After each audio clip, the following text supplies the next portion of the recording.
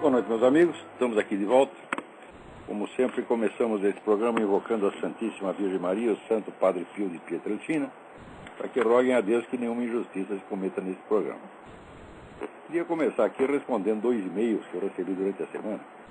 Um aqui do Fabiano Costa Figueiredo, Rio de Janeiro, e aponta no meu último artigo do Diário do Comércio uma falha. Que eu troquei lá os 4 candidatos de 2002 foram Ciro Gomes, José Serra, Luiz Inácio Lula da Silva e Antony Garotinho. Em vez de Antony Garotinho, eu pus Leonel Brizola, que foi evidentemente um lápis. Porém, eu mesmo, 2 minutos depois, mandei à redação uma nota dizendo para trocar. Tinha sido engano. Mas não sei por que não trocaram. Isso em jornal acontece. Então, Fabiano, muito obrigado pelo aviso. Depois ele pergunta: quais os documentos, caso existam, que provam que já existia guerrilha no Brasil antes de 1964? E olha, isso aí você pode, se você procurar no meu próprio site, você digite lá no aparelho de busca o nome Denise Rolenberg, com 2 L's. É uma historiadora esquerdista que conta toda essa história com os devidos documentos. Lá você encontrará, portanto, a indicação do livro da Denise Rolenberg que conta essa história. A história é o seguinte: havia guerrilha no Brasil já desde pelo menos 2003, financiada por Cuba, armada e financiada por Cuba. 63, né? Perdão, o que eu falei? 83? 2003. Eu estou ficando cada vez mais gagata. É meu direito, eu estou com 62 anos. Daqui para dentro, esperem o pior. Né? Então, né? Agora, não sou que nem o Barack Obama, que já é assim desde os 30. Né? Agora, então havia guerrilha no Brasil, pelo menos desde 2003. Estou de novo aí, 63. Então, a história de que a guerrilha foi uma reação das forças democráticas contra a ditadura é uma conversa mole. Agora, acontece que notícias sobre informações cabais sobre essa guerrilha de 1963 foram levadas ao presidente João Goulart, o qual, em vez de tomar as medidas, botou tudo numa pasta e mandou para o seu amigo Fidel Castro. Acontece que o agente, o diplomata cubano que estava viajando com esse negócio, teve um acidente aéreo e caiu no Peru. Bom lugar para cair, né? Ele caiu no Peru e daí os documentos, né? Evidentemente o governo peruano leu aquela coisa toda e avisou o mundo, inclusive avisou o governo americano. Então a coisa transpirou. Mas é claro que se há uma agressão estrangeira, uma ação armada estrangeira dentro do território nacional, e o presidente, em vez de notificar as Forças Armadas e tomar as providências devidas, se acumplicia com o agressor secretamente, é evidente que é o caso de alta traição. Então, João Goulart não é que merecia, só por este ato isolado, ele merecia, eu não digo impeachment, ele merecia o fuzilamento, porque isso é crime de alta traição. Tá certo? E hoje em dia está aí vamos dizer, esse pessoal pedindo indenização para a família de João Goulart, porque foi pedindo indenização para o governo americano. Quer dizer, aquela velha história, eu já mostrei isso várias vezes. Esse pessoal diz assim: olha, o governo de Washington planejou o golpe. E daí eles apresentam as provas. A última prova que eles apresentaram foi a conversa entre o embaixador Lincoln Gordon, uma gravação de conversa entre o embaixador Lincoln Gordon e o presidente Johnson, em que o Lincoln Gordon diz o seguinte: olha, os militares aqui estão dando golpe, eles estão na rua, nós precisamos, o que é para fazer?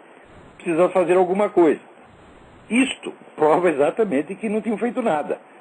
Então, porém, esse pessoal, historiadores comunistas que superlotam as nossas universidades, gastando dinheiro público para fazer essa empulhação, isto que é a prova de que não houve intervenção americana, eles usam como prova de que houve. Ora, é uma operação assim, tão cínica que o povo fica a boca aberta. Fala: olha, tá vendo aí? Olha a prova, olha o homem conversando com o Johnson, né? O embaixador conversando com o Johnson, tramando de interferir no negócio. Escuta, mas a gravação é do dia 31 de março. Né? Daí, depois aparecem os documentos. Olha, tem aqui o Marechal Castelo Branco tinha contatos, né, com o pessoal militar de Washington. Ué, mas quem é que não sabia que tinha contatos? o comando militar brasileiro sempre teve contato com o comando militar americano, essa é a coisa mais óbvia do mundo. Eles apresentam um monte de coisa que não prova nada, e que geralmente prova o contrário, e dizem cinicamente que aquilo é prova de que o golpe foi tramado em Washington. Eles estão fazendo isso há 40 e tantos anos, minha gente. Agora, o pessoal quer, assim, que a gente refute essas coisas com educação. Com educação a gente refuta na primeira vez, na segunda, na terceira. Quando passa da 20ª, você vê a mesma falsificação de novo, fala, não, então aí não é questão mais de diferente interpretação das notícias. É uma questão de empulhação, uma questão de vigarista. E vigarista tem que ser chamado de vigarista. Né? Agora, todo livro que sai de novo, e de novo, e de novo, e de novo, com as mesmas mentiras, a imprensa inteira aplaude. Porque tudo isso são todos do mesmo partido, são todos da mesma agremiação, é tudo parente, né? Incluindo os donos de jornal, que evidentemente não são esquerdistas nem nada, mas ou são cagões ou são vigaristas eles próprios. Tá certo? Olha, eu já estou com o saco cheio desses menininhos, tá entendendo? Esses filhinhos de papai que herdam o jornal e usa para entregar para comunista e fica lá chupando pica de comunista. É o que vocês fazem, donos de jornais brasileiros. Vocês sabem o que eu estou falando, todos vocês. Tá certo? Não vou citar nomes porque vocês sabem perfeitamente que são vocês mesmos. Vocês chupam pica de comunista diariamente porque vocês são os cagões. Vocês querem assim, vocês já que, não importa, a democracia brasileira vai por água abaixo, eu tenho aqui a minha fortuna, eu estou garantido, eu quero é curtir a minha vida. Né? Então, vocês entregam para os comunistas por quê? Por medo e comodismo. Daí embaixo outro e-mail, o Mário Augusto Tavares, segue abaixo o primeiro parágrafo de um texto do Reinaldo Azevedo, qual leio diariamente. Eu acredito que ele, infelizmente, não acompanha suas brilhantes análises sobre o que está acontecendo nos Estados Unidos. Ou se acompanha, considera bobagem o que o senhor escreve e fala. O texto, ele não considera bobagem. Ele lê e não considera bobagem. Agora, tem algumas coisas que eu sei e ele não sabe. Aliás, algumas coisas não, tem muitas coisas que eu sei e ele não sabe, mesmo porque eu nasci 20 anos antes dele, né? Então deu tempo de estudar um pouquinho a mais. Então diz ele aqui, está claro que uma virtude do discurso desse senhor, quer dizer, Barack Obama, é falar aos anti-americanos. Eles são o seu público-alvo. Ele só é tão popular no planeta, embora bata recorde de impopularidade em seu país, porque o anti-americanismo rombudo o toma como inimigo dos Estados Unidos, o que faz algum sentido. Daí continua ele. É claro que não acredito que ele integre algum complô para destruir o país ou bobagens afins. Tá bom. Isso não é bobagem, Reinaldo. Pensa duas vezes. Eu não falo bobagem, Reinaldo. Eu posso errar como todo mundo. Bobagem não falo, não. Posso errar. Às vezes troca um nome, uma coisa na pressa da redação, você pode cometer algum lapso, ou você pode ter realmente alguma informação errada. Porém, num caso como esse, que eu estou estudando, desde que apareceu esse personagem chamado Barack Obama, tá certo? Eu estou sabendo coisa que você não sabe, tá certo? E, embora eu tenha dado algumas dicas aqui, e nos meus artigos, eu não falei ainda um centésimo do que eu sei, do que eu estudei, etc, etc. Porém, vamos considerar o seguinte, a carreira inteira do Barack Obama, desde o início, foi financiada e apoiada exclusivamente por forças anti-americanas. Desde o início, o tempo todo, ele só serviu a isso o tempo todo. Quer dizer, você acha que só porque o sujeito foi eleito presidente, agora ele mudou, ele virou patriota? Quer dizer, a vida dele é dedicada à destruição dos Estados Unidos. A vida inteira. É claro que no discurso de campanha, ninguém sabia nada a respeito de Barack Obama, porque a carreira dele, embora seja toda de um radical louco de esquerda, o pessoal não o conhecia. Não conhecia porque ele foi senador durante 4 meses. Então Barack Obama era novidade. É claro que no tempo da campanha não houve ocasião nem mesmo de estudar a biografia do Barack Obama. Mesmo o pessoal que queria investigar a coisa tinha uma dificuldade tremenda. Por quê? Porque o Barack Obama bloqueou todos os documentos. Então ninguém sabia quem era Barack Obama. E durante a campanha, ele evidentemente apresentava aquela imagem do sujeito moderado, equilibradíssimo, patriota, etc, etc. O pessoal engoliu. Agora, porém, toda a biografia do Barack Obama já apareceu. Agora voltou de novo para aquela questão de que a autobiografia dele não foi escrita por ele, foi escrita por Bill Ayers. O negócio é inteiramente falsificado, quer dizer, tem episódio, mais episódio que comprovadamente não são do jeito que ele está contando. Quer dizer, o sujeito, além de ser um mentiroso compulsivo, é um cara comprometido desde o início com forças anti-americanas. A pior das forças anti-americanas é a que se faz de pró-americana, que é a turma da Arábia Saudita. A gente sabe perfeitamente, a Arábia Saudita financia tudo quanto é movimento terrorista no mundo, né? E também auxilia, vamos dizer, a ocupação branca dos territórios ocidentais por meio da imigração. E na área diplomática se faz de amiguinha dos Estados Unidos, né? Então, a carreira do Barack Obama começou graças a um príncipe da Arábia Saudita, que é um dos mais hidrófobos anti-americanos que tem na própria Arábia Saudita. Esse sujeito descobriu que tinha um molequinho chamado Barack Obama, um desconhecido, né? E financiou a carreira do cara desde o início. Por quê? Quem era o Barack Obama? O Barack Obama não significava nada para ele. Então, se financiou porque tinha algum plano e porque estava dirigindo esse moleque para alguma coisa, esse menino para alguma coisa, né? Então, mais tarde, o Barack Obama cresceu, e continuou servindo aos mesmos propósitos. A carreira do Barack Obama é muito coerente. Ela é toda dedicada ao anti-americanismo. Então, como é que vai dizer? Não faz parte de um complô. Não, depende do que você entende por um complô. Tá certo? Em geral, a gente vê que os jornalistas, eles estão extremamente mal preparados, mesmo os melhores jornalistas, estão extremamente mal preparados para lidar com esse problema das estratégias revolucionárias de longo prazo. Eles não conhecem isso, eles não entendem como é que isso funciona. Eles só entendem, vamos dizer, revolução no sentido leninista, insurrecional, ou então o jogo democrático normal da circulação de opiniões. Eles realmente não entendem as operações mais profundas de mutação cultural induzida. Por exemplo, se você perguntar quantos jornalistas no mundo, e principalmente no Brasil, leram as obras do sujeito chamado Kurt Lewin? Ninguém, porque nem psicólogo, as obras são tão difíceis, nem os psicólogos no Brasil conseguem entender o Kurt Lewin, embora haja até traduções. Ora, Kurt Lewin é um dos grandes pioneiros da engenharia social. O assunto que mais se estuda no mundo, há 60 ou 70 anos, tá certo? Na área de ciências humanas, é engenharia social, engenharia psicológica. Tudo o que se faz no mundo é através, onde é calculado para efeitos de engenharia social. E quando as coisas aparecem no primeiro plano da cena pública, que é aquela que, na superfície da cena pública, que é aquela que os jornalistas observam, eles acham que tudo foi coincidência, que tudo apareceu do nada. Então, se não é tudo coincidência, então você está querendo dizer que houve uma conspiração ali? Bom, eu não posso chamar uma operação calculada para 50, 60 anos de duração, eu não posso chamá-la de conspiração, seria inexato. Isso aí, o mais certo seria dizer uma vasta operação de engenharia social visando a mutações históricas sociais profundas, que vocês, jornalistas, só percebem quando elas se transformam em fato consumado. Então é claro que o jornalista que não tem estudo especializado disso, e no Brasil ninguém tem, o único que tem sou eu, os outros não têm mesmo, e em geral, o Real Azevedo tem capacidade para ter, mas não tem os estudos, né? O resto tem nem capacidade. Então tudo que eles dizem a respeito é tudo orelhada, né? É como diz, ouve o galo cantar, mas não sabe aonde. Vem as coisas acontecer, mas tudo para ele só tem duas chances. Ou é uma sucessão espontânea de coincidências, normal numa democracia, ou então é uma teoria da conspiração que tem por trás. Como é que a gente vai aplicar? Não é nem uma coisa nem outra. É muito pior do que uma conspiração. Porque a conspiração, vamos dizer, é um grupo de pessoas, relativamente um grupo limitado de pessoas que se reúne para provocar um evento, acontecimento político específico, por exemplo, a derrubada de um governante, uma coisa assim.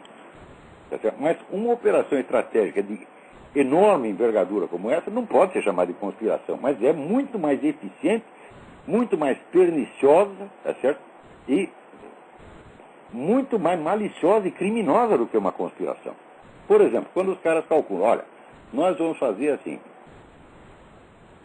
num prazo de 30 ou 40 anos, nós vamos sexualizar todas as crianças.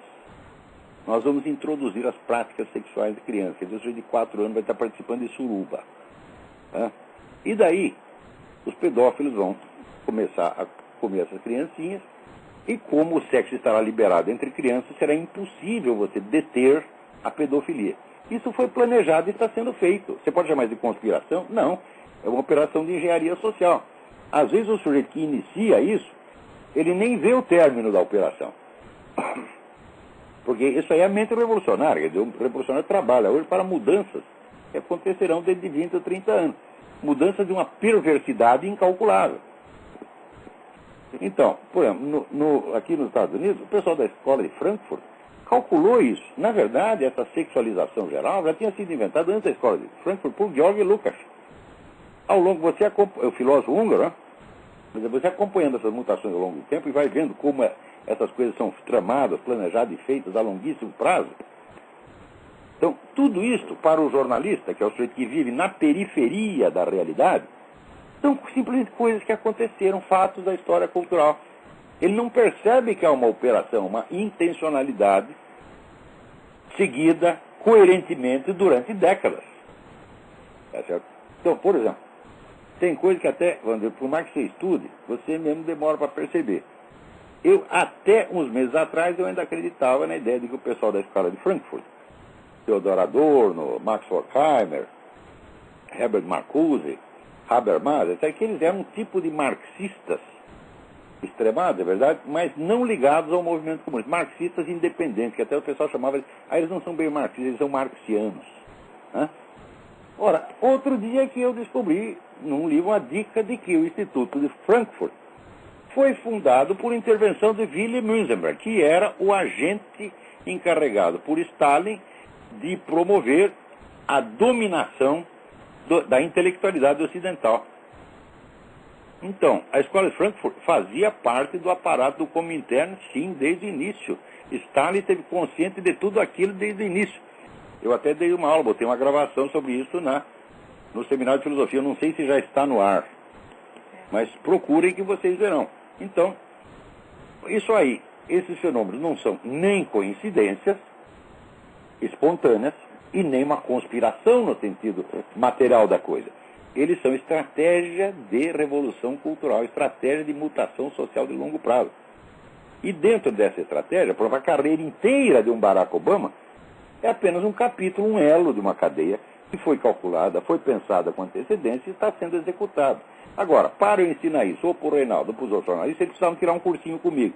Eu estou dando o curso do Seminário de Filosofia para capacitar jovens intelectuais brasileiros para que eles possam estudar esse assunto e parar de falar bobagem. Tá certo? Que é, ou assim, ou o sujeito acredita que é tudo teoria da conspiração, a maçonaria controla tudo, etc, etc. E que isso aí, eu digo, é materialmente impossível. Tá certo? Para você dizer que a maçonaria controla tudo, é preciso ele não saber como a maçonaria é organizada. Coisa que eu, embora não ser maçom, eu sempre estudei.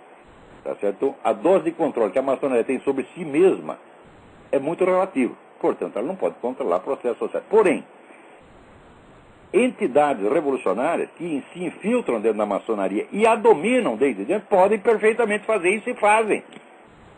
Isso já aconteceu desde o século XVIII. Quando você lê lá o livro do John Robinson, Proofs of a Conspiracy, John Robinson era um mestre maçom aqui dos Estados Unidos. E ele viu a infiltração dos Illuminati, como eles dominaram a parcela da maçonaria e usaram. E o próprio pessoal da maçonaria não sabia, levaram 30 anos para perceber. Porque as operações são de natureza lenta, sutil, progressiva, tá certo? Não são conspirações. Não se pode fazer uma conspiração durante 30, 40, 50, 70 anos. Isso é estratégia revolucionária é a grande estratégia revolucionária. Né?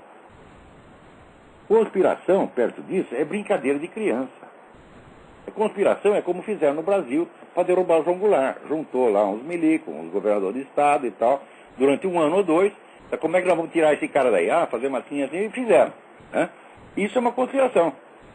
Agora, uma estratégia revolucionária calculada para 70, 80 anos, você não pode chamar de conspiração. Quando você chama, você já está usando o termo errado. Ou porque você não tem o termo certo, você não sabe do que se trata, e está usando o termo analogicamente, ou porque você acredita piamente que é uma conspiração, ou acredita que eu acredito que é uma conspiração. Então, em todos os casos, está falando besteira. Peraí, tem alguém na linha. Quem é? Alô? Alô? Pifou. Então, vamos aqui a uma segunda notícia. Olha aqui, eu fico sabendo através do jornal O Tempo, de Minas Gerais. O Tempo. Não foi através do Estadão, do Globo, da Folha de São Paulo. E fico sabendo, não através do noticiário, mas através de um artigo do Murilo Badaró, presidente da Academia Brasileira de Letras, que o seu Lula, nas festividades de 7 de setembro, ele excluiu do palanque proibiu a entrada no palanque dos comandantes das 3 Forças Armadas.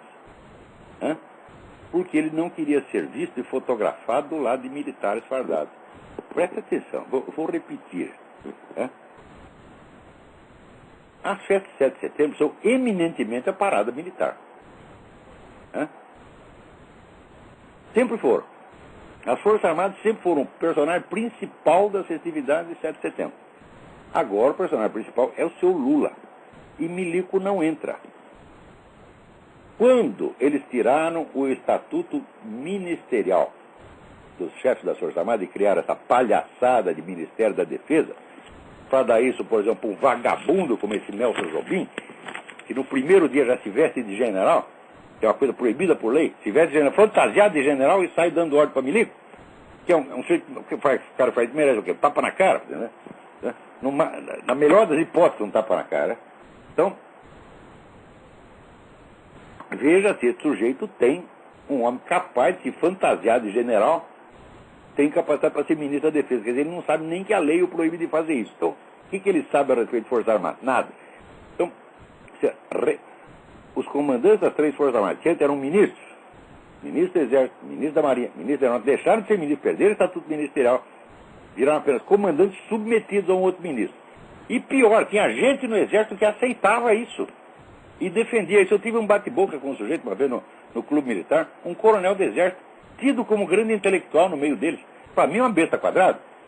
O cara defendia isso aí, e foi nessa ocasião, aliás, que eu perguntei para o sujeito, falou, olha, o senhor leu tal livro assim, sobre isso? Não. O senhor leu tal outro? Não. O senhor leu tal outro? Onde é que o senhor tira suas informações? Eu leio o jornal. Eu digo, então vá merda, meu filho. Você pode ser coronel quanto queira, e os seus colegas podem te achar intelectual, para mim tu é um burro. Tá certo? E graças à burrice dessa gente que aceitou essa coisa, quando os militares jamais poderiam ter baixado sua cabeça, primeiro aceitaram perder o estatuto ministerial, depois aceitam um monte de boicotes, aceita levar tapa na cara da mídia todo dia, tá certo? E vão pedir socorro pro bandido. Ver, na eleição de 2002, eu vi com os meus 2 olhos a milicada tudo bravo, porque o Fernando Henrique não dava aumento para eles, foram tudo votar em Lula. Quer dizer, merece mesmo, merece. Quer dizer, o sujeito que não é capaz de pensar a longo prazo, fala, olha, existe uma estratégia revolucionária, a estratégia revolucionária se dá através, vamos dizer, de 2 forças concomitantes, através da estratégia das tesouras do Lênin. Você tem aí uma esquerda para lá, outra esquerda para cá, tem a esquerda da esquerda, a direita da esquerda, e nós não podemos compactuar com nada disso, não. Eles se cansaram da direita da esquerda e se aliaram com a esquerda da esquerda. Daí perderam o estatuto ministerial, agora sai até do palanque. Está vendo por que eu estou dizendo que, com exceção de uma meia dúzia, que são meus amigos, que eu respeito, que é a turma do Grupo Inconfidência, a turma do pessoal do Ternumo, o pessoal do Grupo Quero, tem vários dessas agremiações que são independentes, não são órgãos das Forças Armadas, são agremiações criadas e mantidas com o próprio dinheiro de oficiais, da ativa da reserva, né? Então, tirando esse pessoal, as Forças Armadas brasileiras não existem mais. Aquilo é um bando de boiola que aceita qualquer coisa. E que se mandar os bichos invadir Honduras, eles vão correndo. Sim, senhor, sim, senhor. Chega lá o Hugo Chávez, dá um grito, a milicada tudo bate em continência e vai fazer o que o seu Hugo Chávez mandou. Quer dizer, é a isso que nós somos reduzidos. Aqueles pessoal que tinha esperança numa ação das Forças Armadas, pode tirar o cavalo da chuva, isso nunca vai acontecer. Não tem capacidade para isso, não tem coragem e, sobretudo, não querem. O que eles querem, milico agora, meu filho, é funcionário público. Então, tudo que eles querem, o sonho da vida deles é o quê? Aposentadoria. Depois eu não converso mais com essa gente. Milico brasileiro, se tirar aqueles que estão na minha lista, que são meus amigos queridos, se aparecer aqui na minha casa, levam um cuspido na cara.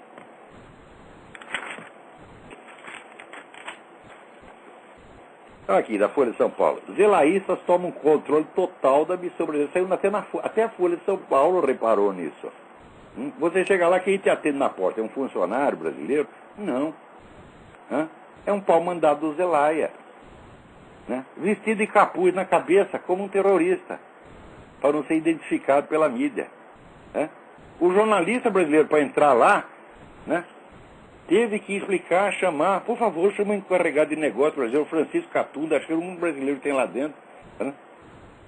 No resto, os caras estão mandando, lá estão cagando no meio da sala, né? Não sei como é que estão fazendo, porque não tem água naquele negócio, né? Então, cada privada ela tem... Quantas cagadas tem lá dentro? 100, 150, não sei quantas foi. Né? Mas é bom, porque lá merece isso.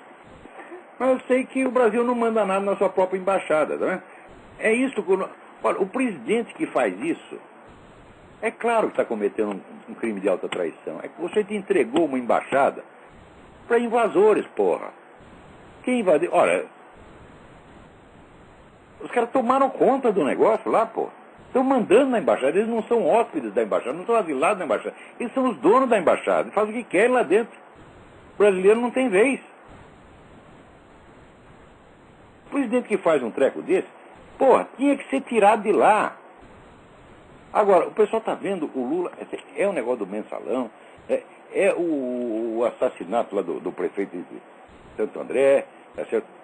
É o filho do Lula, tá certo? Que em poucos meses, né, ele é retirado do zoológico, literalmente retirado do zoológico, tá certo? E saiu do estatuto de habitante do zoológico para uma das maiores fortunas do país em 3 ou 4 anos.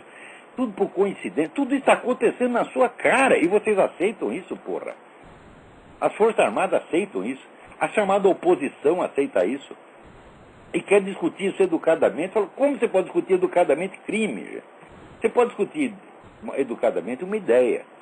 Até uma proposta ideológica, aí você pode discutir. Mas crime organizado, você não pode discutir educadamente. Aliás, não é nem discutir. Que se vê um sujeito assaltar a sua casa, você vai discutir com ele. Se você tiver meio de botá-lo de lá para fora, você põe. Se você não tiver, você vai ter que aceitar, né, a invasão e submeter aquilo, mas depois o cara sair, você vai avisar a polícia. Agora, no Brasil, não. Alô, tem alguém na linha aí? Alô? Boa noite. Boa noite. Tudo bem? Tudo bem? Queria fazer uma pergunta. Fale bem alto. Uma pergunta. Conselhos de tutela, conselhos de patrimônio estão se espalhando pelo Brasil.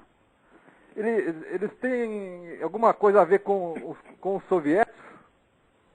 Não, a ideia disso aí, isso aí também é uma coisa, você não pode associar direto isso com os soviéticos, evidentemente. O que se pode entender claramente é que há uma política revolucionária sendo implantada no mundo para transferir o pátrio poder para o governo. Isso é uma coisa que já está em andamento há muito tempo. Então, eles tentam aqui, tentam ali, tentam de um jeito, tentam de outro. Quer dizer, o projeto é o mesmo. É um dos milhares de projetos que compõem a estratégia revolucionária global. Tá certo? E cada um desses, vamos dizer, tem milhares de servidores, milhares de pessoas lutando para implantar essas coisas. Como, por exemplo, se você pegar só um item, pega aí, só casamento gay. Quantas pessoas estão mobilizadas para implantar casamento gay? São milhões. Então, aí também esse negócio. Como é que nós eliminamos, né, a autoridade do pai de família, transferindo o pátrio poder para o Estado? Isso é um projeto complexíssimo que está sendo posto em andamento no mundo inteiro há pelo menos 70 anos. Tá vendo? Isso não é uma conspiração, mas também não é um conjunto de coincidências, não é apenas uma corrente de ideias.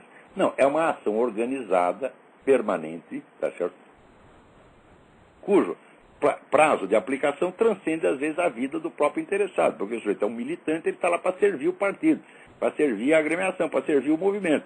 Se até o fim da vida dele ele não vê aqueles objetivos realizados, dane-se, ele mora na esperança de que a geração seguinte vai fazer a burrada no lugar dele. Então, olha, outra coisa aqui, vira essa cifra aí. Olha aqui o que você pode ler no site da Previdência Social, www.previdenciasocial.gov.br. O auxílio reclusão é um benefício devido aos dependentes do segurado recolhido à prisão durante o período em que estiver preso sob regime fechado ou semiaberto. Ou seja, vocês estão me ouvindo bem? Isso quer dizer o seguinte, vocês podem matar, estuprar, sequestrar, roubar, fazer o que quiser, seguro de que, se você for preso, for para na cadeia, a sua família não passará necessidade.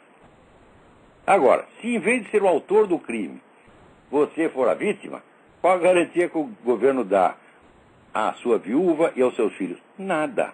Nada, nada, nada, nada. Você pode ficar chorando na escadaria do Palácio do Planalto, tá certo? E, né, o coração materno, o coração de mãe da República Solidária não lhe dará uma gota da ternura que dá aos bandidos. A coisa é realmente assim. Quer dizer, é claro que é uma inversão revolucionária, é claro que é um negócio cínico, é claro que é um negócio criminoso, não é apenas um erro de interpretação, não venha dizer que, não, eles estão fazendo isso por humanitarismo. Eu digo, porra, não é possível você ser tão humanitário com o agressor e tão pouco com o agredido. Tá certo? Então isso não é humanitarismo. Isso é um humanitarismo fingido para implantar a violência e o crime. Note bem, se a pessoa, tem gente que se espanta, se escandaliza com isso, porque não conhece a história do movimento revolucionário e não sabe que elevar a cota de banditismo ao ponto de você destruir todo sinal de ordem e de lei na sociedade é o objetivo permanente do movimento revolucionário. A cada geração você encontra o mesmo objetivo sendo perseguido e sendo alcançado em níveis diferentes. É claro que essa confusão, uma vez que eles armam, eles mesmo não aguentam. Então aí a coisa volta atrás. Mas, porque também eles querem criar este caos nos países que eles não governam. Então logo eles tomam o poder, bom, daí eles têm que desfazer o caos. Mas daí eles perdem o poder e começam a fazer o caos novamente. Tá certo? Então,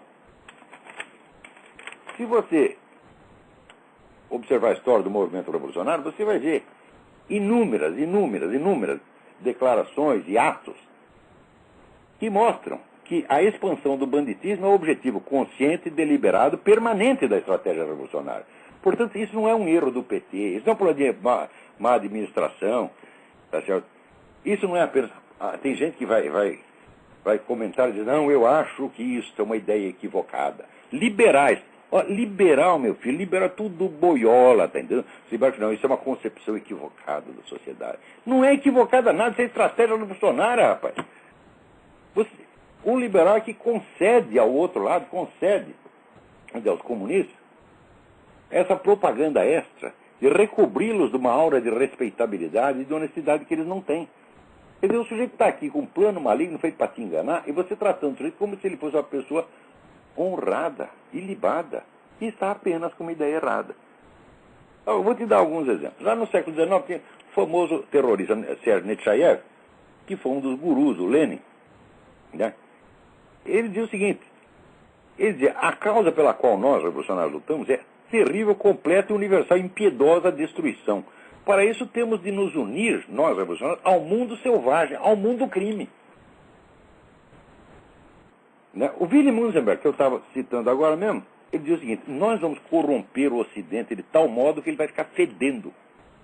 E estão corrompendo mesmo. Ele nunca para. Né? Veja, Louis Aragon, o famoso poeta oficial do Partido Comunista, fazia o apelo, o seguinte, ele diz, nós vamos despertar por toda parte os germes da confusão e do mal-estar. E daí fazia votos de que os traficantes de drogas se atirem sobre as nossas nações aterrorizadas. Isso aqui, meu filho, foi em 1920.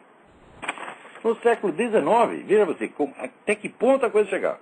Victor Hugo, que foi um dos grandes poetas do movimento revolucionário, aliás, um poeta do mau gosto extraordinário, mas de vez em quando tem uns lances de alta qualidade. Ele, numa sessão espírita, ele diz ter recebido a seguinte mensagem no espírito, e, na verdade é um espírito de porco, que dá o espírito dele mesmo. O espírito dizia o seguinte, a verdadeira religião proclama o novo evangelho. Sabe o que é o novo evangelho? Ele prosseguiu o espírito. É uma imensa ternura pelos ferozes, pelos infames, pelos bandidos. Tá? Isso aparecia até em sessão espírita do Círculo Socialista. Né? Então você vê, isso mostra exatamente o imaginário, o mundo imaginário no qual transitava a mente do mais destacado poeta do movimento revolucionário. Ainda na mesma linha, né, Bakunin dizia, para a nossa revolução, será preciso despertar, atiçar no povo as paixões mais vis. E Lenin dizia, o melhor revolucionário É um jovem desprovido de toda moral. Então você vê, se eles estão incentivando banditismo, também não é só por uma atitude emocional, não é só por uma imensa ternura para com os bandidos. Por um lado existe isto, quer dizer, eu nos meus estudos eu já demonstrei que a mentalidade revolucionária é uma inversão de sujeito-objeto, inversão da ordem do real, inversão até da concepção de tempo, tá certo? E teve, naturalmente, uma inversão moral também, a inversão da moral. O bem pode ser seu mal, o mal pode ser o bem. Tá certo? Ora, mas esse lado é só um componente. Existe um outro componente, um outro motivo pelo qual eles fazem, que é um motivo estratégico. Quer dizer, você destruir a sociedade por dentro, eliminar todas as suas defesas, corroer todas as suas defesas.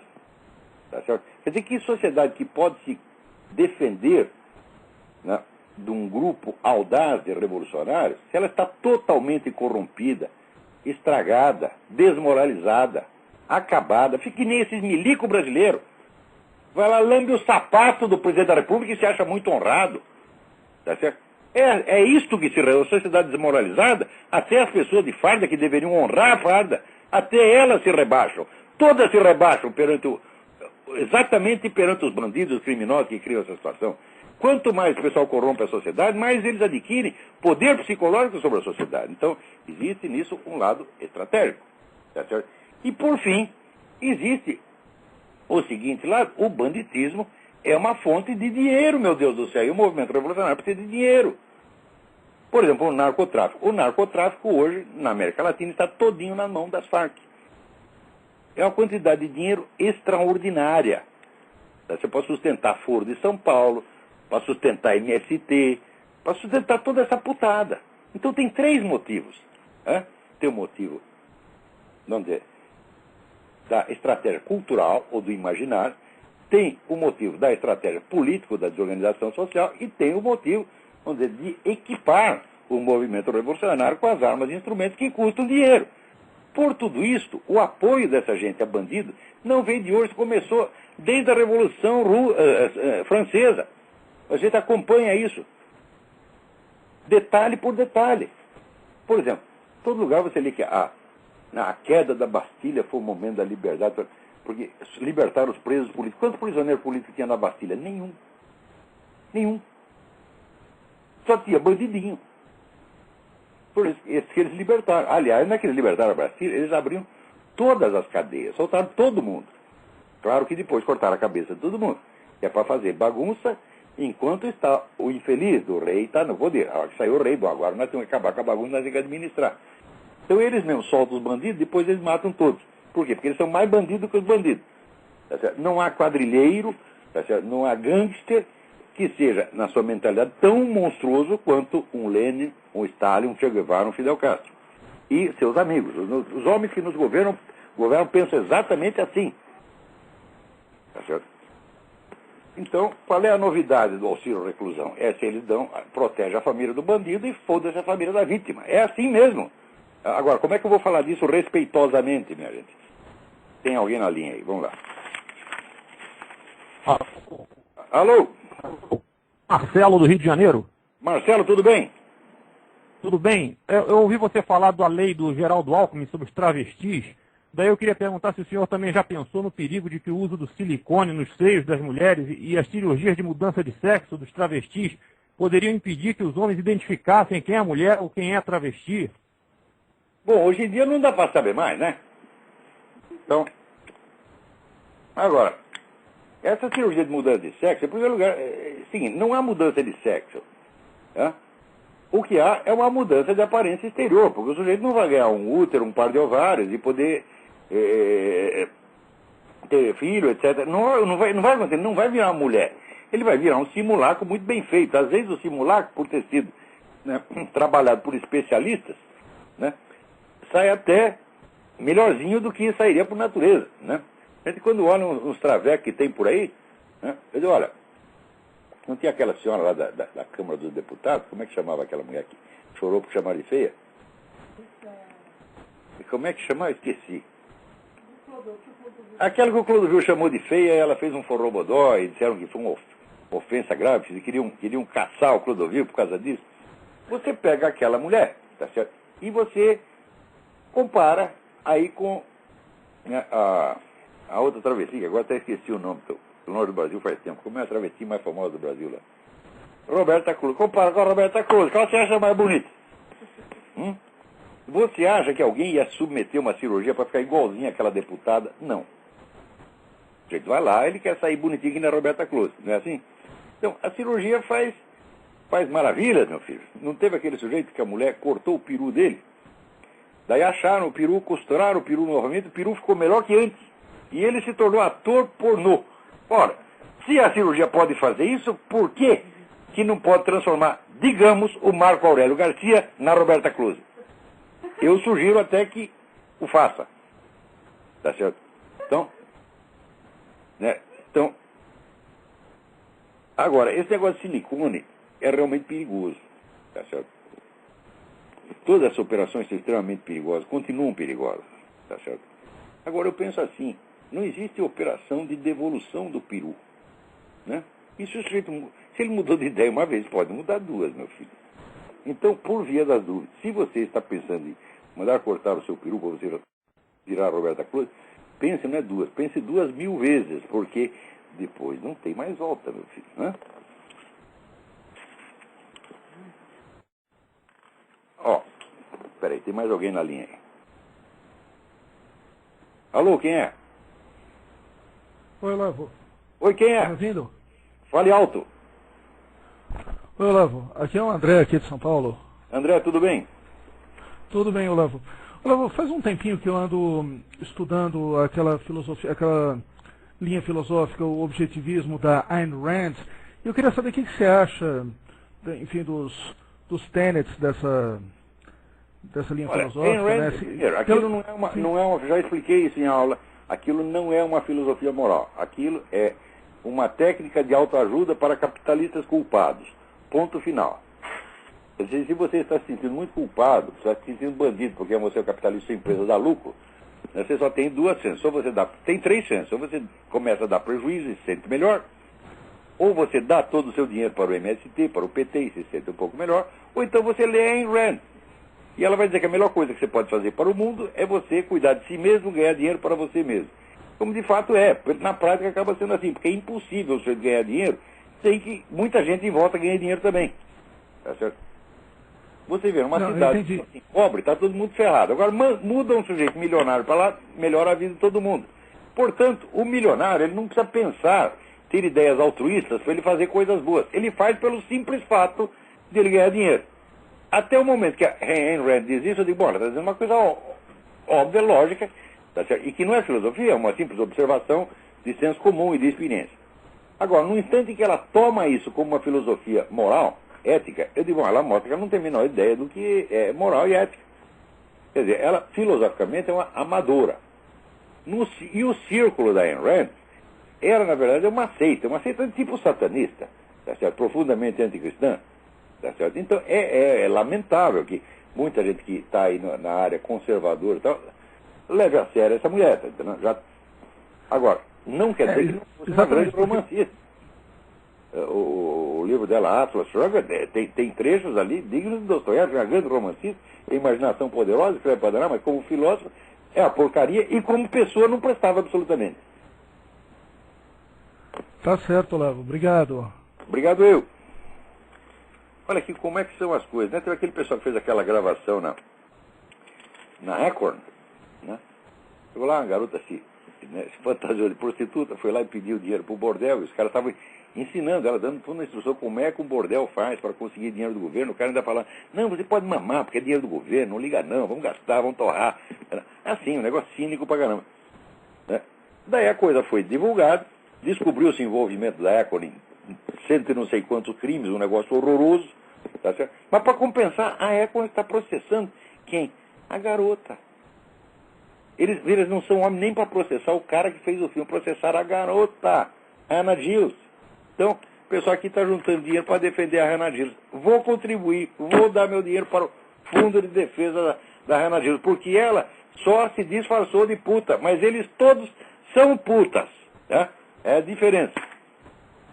Aqui, o assessor do Obama para assuntos regulatórios, Cass Sunstein. Esse cara, cada semana, ele sai com uma nova, né? Agora, ele disse o seguinte, que o aborto é certo porque você não pode permitir que os fetos continuem usando as mulheres. É um abuso, esses fetos são os abusados, né? Eles se instalam lá e usam e abusam do corpo da mulher só para nascer, porra. Vê que coisa, né?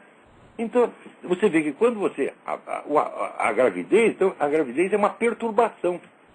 E quando você aborta, termina a perturbação e volta tudo, né, à paz, ao equilíbrio ecológico, ao estado homeostático que precedia a gravidez. Ó, raios, mas depois então por que você trepou? Porque não usou uma camisinha, tá certo?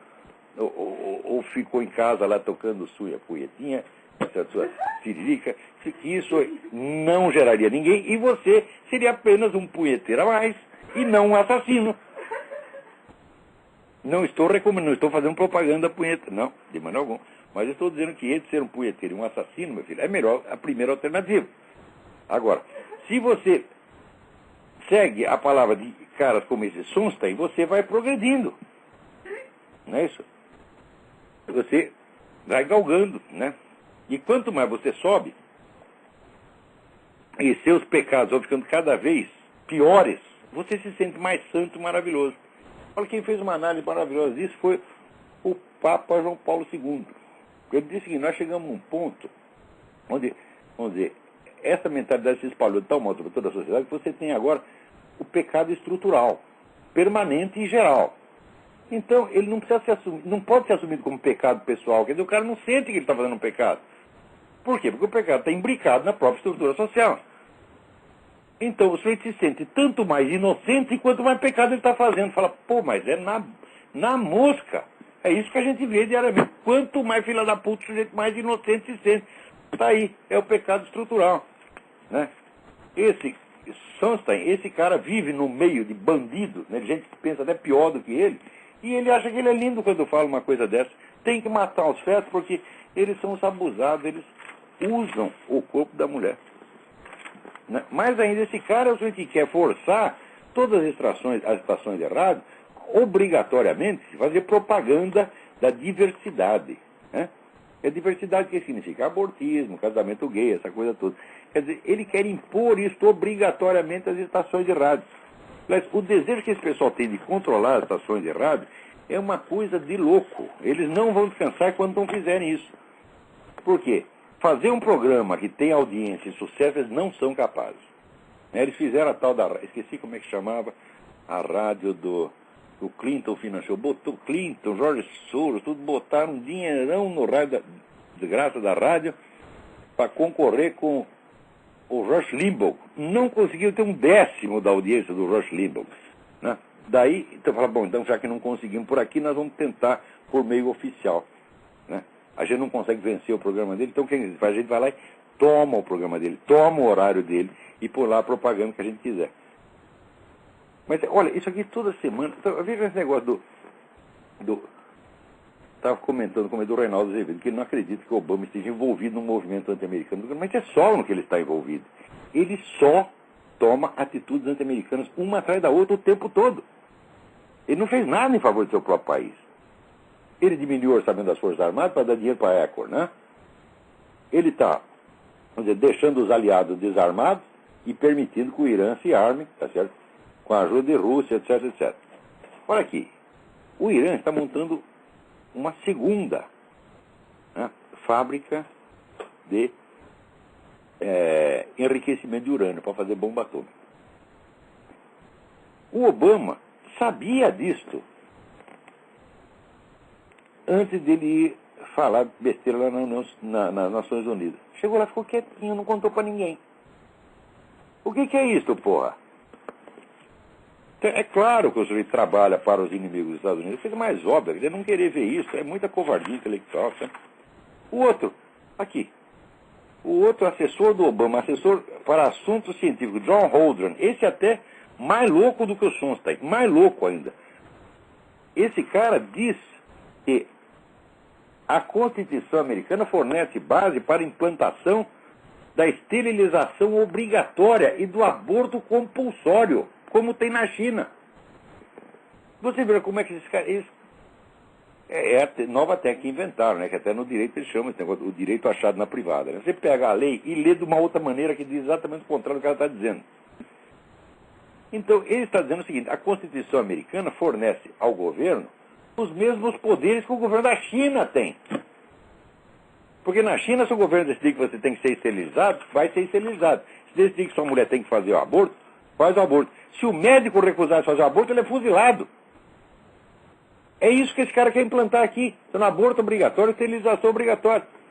Porque essa turma de Nova Ordem Mundial, são globalistas, eles têm essa obsessão com população há mais de 100 anos. Né? Quer dizer, eles acham que tem que reduzir a população do mundo de qualquer jeito. Ora, tem um economista que fez um cálculo, ele diz, olha, se reunisse toda a população do mundo no estado do Texas, teria uma área de 100 metros quadrados para cada um. Quer dizer, não ia ficar tão apertado assim, está menos apertado do que no Japão. Quer dizer, supondo que nós chegássemos aí, você ainda teria lugar para muita gente e daria para produzir comida para todo mundo, sim. Agora, o que não dá é para, assim, toda a produção do mundo ser usada para sustentar, vamos dizer, essa imensa burocracia internacional que manda em tudo, não serve para nada, só atrapalha e chupa dinheiro o tempo todo. Não, por exemplo, a Econ, né? O pessoal que trabalha, o Obama, no segundo dia de governo, deu uma verba de 5 milhões de dólares para a Econ. Ora, faça bem as contas. O imposto de quantos cidadãos americanos, quantos trabalhadores americanos é preciso juntar para dar 5 milhões, não, 5 bilhões de dólares. Quer dizer, quantos dias de trabalho, de quantos milhares de esforçados trabalhadores americanos foi dado para esses vagabundos. Né?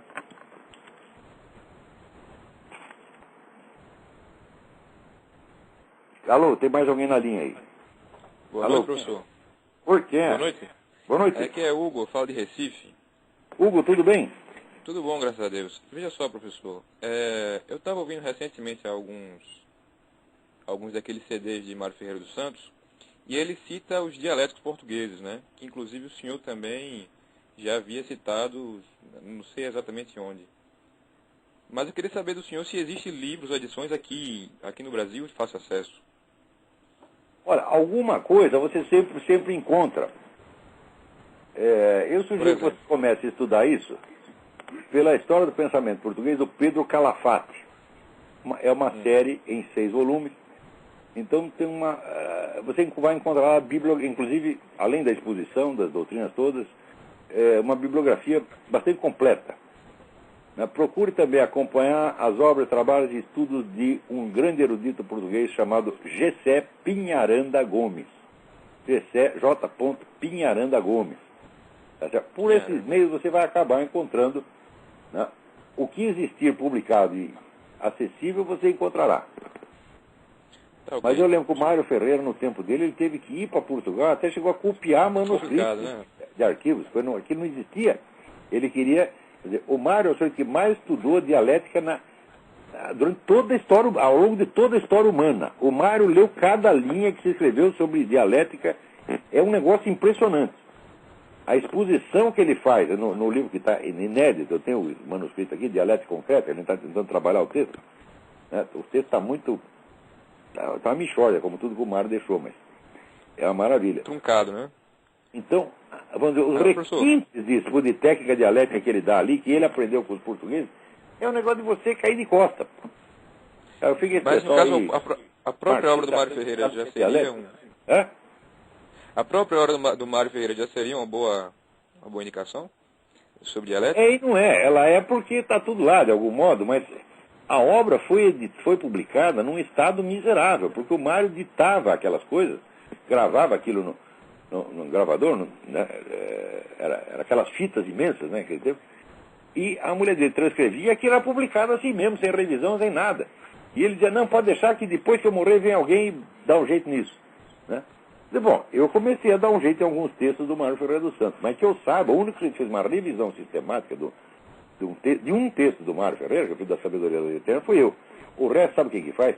pega o livro, publica do jeito que está, mete lá uma introdução, dizendo que ele é o gostoso, que ele redescobriu a obra do Mário Ferreira dos Santos, como faz esse menino, esse Luiz Mauro San Martino, que até a editora Paulus publicou. Não, esse foi o redescobridor da obra do Mário Ferreira. 7 anos depois de sair a Sabedoria das Leis Eternas, ele está lá redescobrindo a obra. Mas você está entendendo o que acontece no Brasil? Sim. A picaretagem está no sangue, não é nem intencional. Os caras são picareta porque nasce assim. Picareta de pai, mãe, avó, bisavó. É o código genético, entendeu?